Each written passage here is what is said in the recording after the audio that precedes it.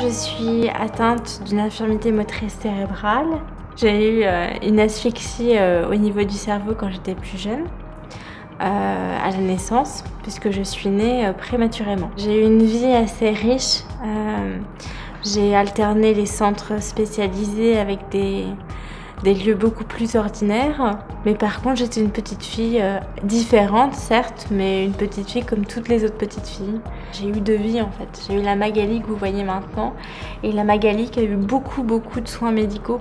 Donc j'ai eu de l'ergothérapie, de l'orthophonie et cette auxiliaire de vie scolaire qui m'a aidée au cours de mes études. Ce sont des soins très lourds qui nous isolent parfois de la vie sociale. On est obligé de consacrer beaucoup d'énergie à la rééducation, à ces soins-là, mais je pense que c'est important de le dire aux parents que c'est long, mais c'est vraiment indispensable parce que ça va préparer l'autonomie de leur enfant par la suite. En France, on a du mal à considérer qu'une personne en fauteuil puisse aussi être danseuse ou comédienne. On peut faire de la danse, il y a 10 000 possibilités en dansant. Au-delà d'une personne handicapée, je suis une artiste, tout simplement. J'avais besoin d'aller à la quête de ma propre féminité, de montrer que malgré le handicap, on peut être féminine, on peut être masculin, on peut avoir des désirs, on peut être femme avant tout.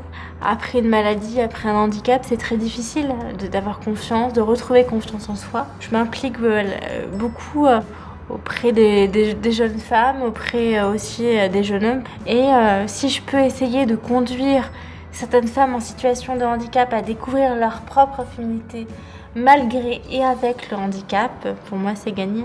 J'ai formé récemment des stylistes, conseillers en images, personal shoppers, pour justement les sensibiliser à l'accessibilité du vêtement, au monde du prêt-à-porter. On a des morphologies qui sont variées, toute pathologie est différente. Je les incite à pouvoir s'adresser à un large public quel qu'il soit.